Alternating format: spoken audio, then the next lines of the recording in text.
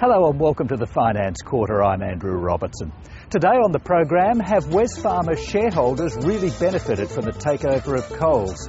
And how even the smallest small business can boost the bottom line with social media. But first today, superannuation and the huge tax penalties if you put in too much. An effective tax rate of up to 93%. The government is under increasing pressure to abolish a regime which many believe can't be justified. So how can you and I avoid falling into the superannuation tax trap? Well, I've come to Cronulla in Sydney's southern suburbs to talk with superannuation expert Louise Lacombe.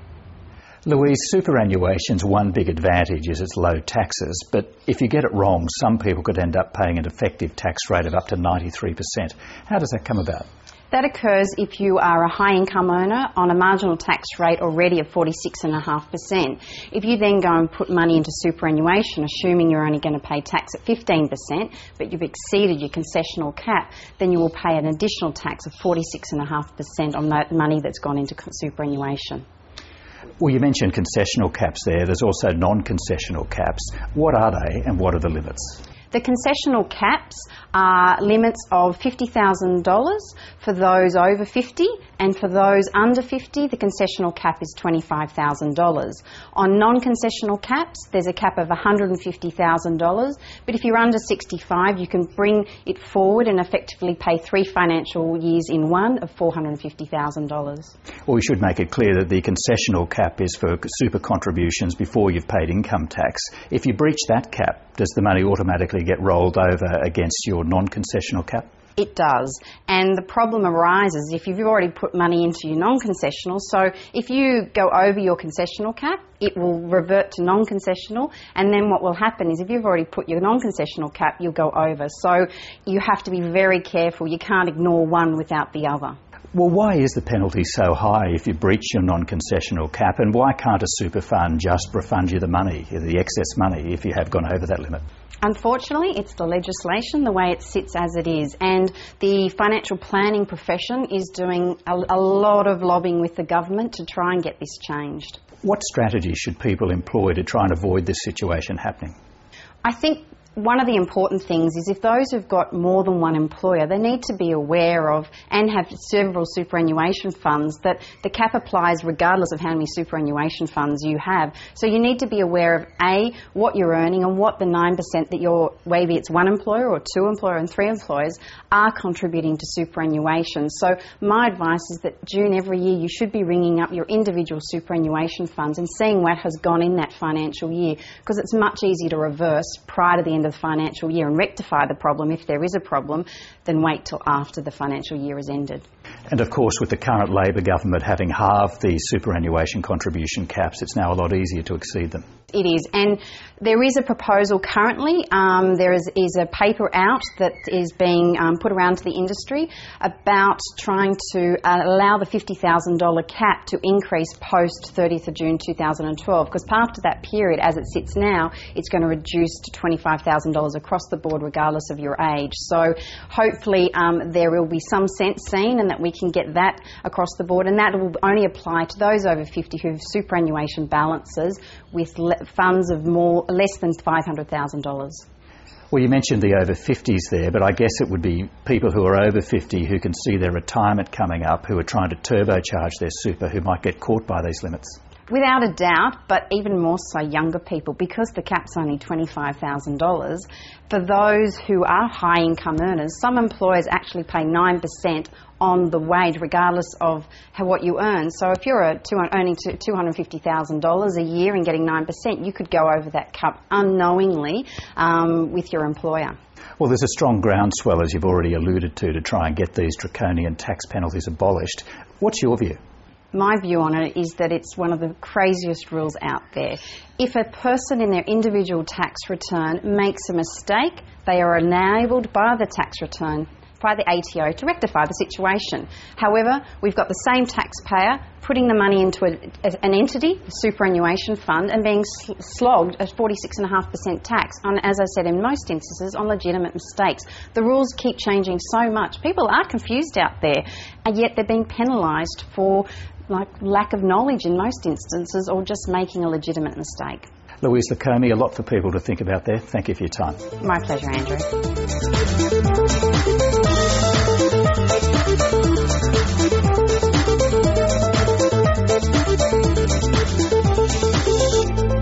The biggest takeover in Australian corporate history was when Wesfarmers, which already owned Bunnings, paid $20 billion for Coles back in November 2007. But academic studies consistently show that about 80% of takeovers add no value to shareholders of the acquiring company. So have Wesfarmers shareholders really benefited from owning one of Australia's premier retailers? Opinion is divided.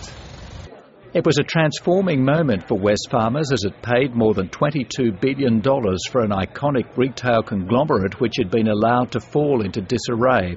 And like all takeover victors, Wesfarmers boss Richard Goyder trumpeted it as a victory for shareholders. A really terrific opportunity to create value for our shareholders and all stakeholders in the years ahead. But while Coles' latest sales figures confirm it's emerging from the dark days of its previous management, Wesfarmers shareholders are still waiting for that value. The true value they got out of that takeover is more or less that they got back what they would have got if they had invested in bank bills, for instance. A reference to Wesfarmers' return on equity.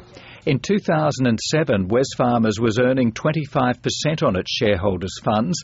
In 2010, that figure had plummeted to 6.4%, which Michael Peters points out is not really equivalent to the return on a bank bill because of the risks involved for Wesfarmers shareholders.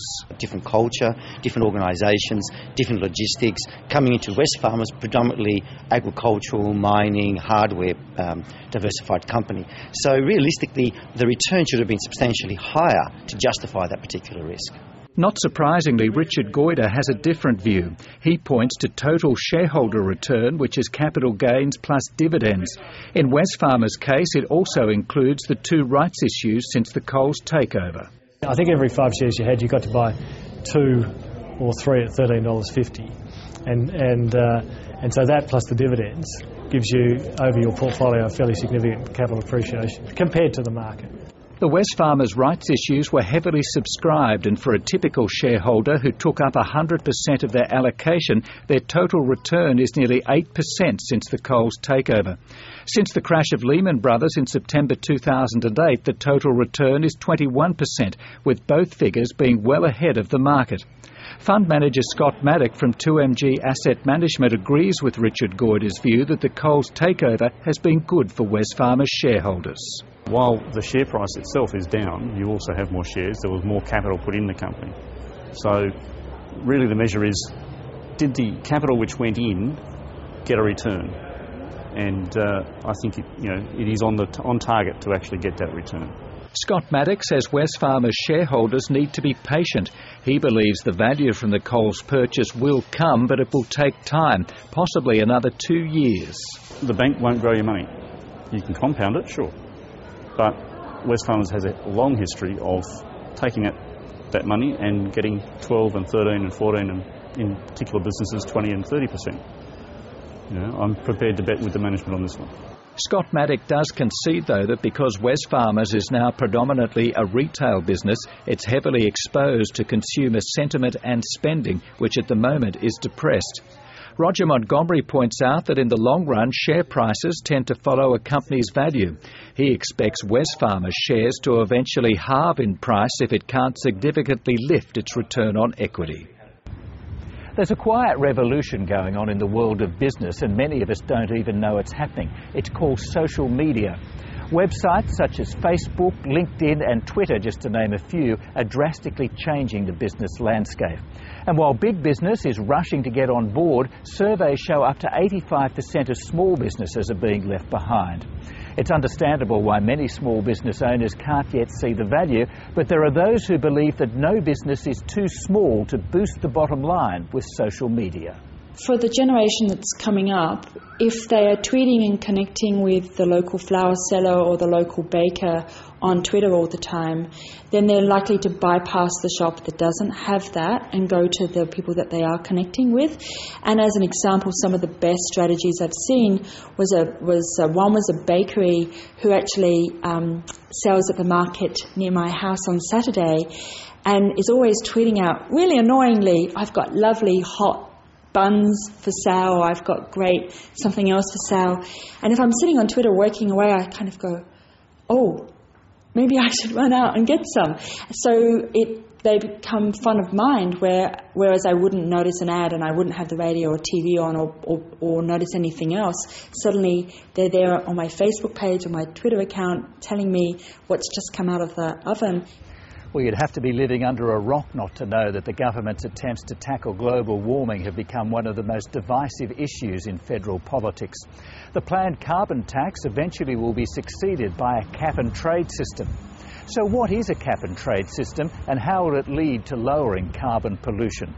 Well, a man who knows is leading resources economist Jonathan Barrett. ETS, or a carbon emission trading scheme, is quite simple really. Basically, an external body, say the government, sets an actual target for the country and also for the actual industry. Once that target is set, if you produce more emissions above that target, you get penalised. If you produce less emissions below that target, it's a credit, so you actually make. So basically it's a trading system that allows you to be penalised or rewarded for not using the amount of carbon. A cap-and-trade system will promote the use of renewable energy because people generally don't want to be penalised for basically producing too much carbon or increasing their imprint. So basically what would occur is that people would look for alternatives so that their carbon imprint will actually be less than what the government has actually set. So for instance, if you're at home and you're using energy produced by coal, it has a larger imprint than energy, say, produced from solar. So if you use the solar system, you'll actually be using less or emitting less carbon, and as a result of that, it'll reduce the amount of carbon we actually produce as a whole. Well, that's it for another edition of the Finance Quarter. As always, if you'd like to see any part of the program again, you can find us on the ABC News website. Just go to the business page and click on the Finance Quarter icon. And if you'd like to write to us about any issue regarding money or business, our email address is thefinancequarter@your.abc.net.au. Thank you for watching, and we'll see you next time on the Finance Quarter.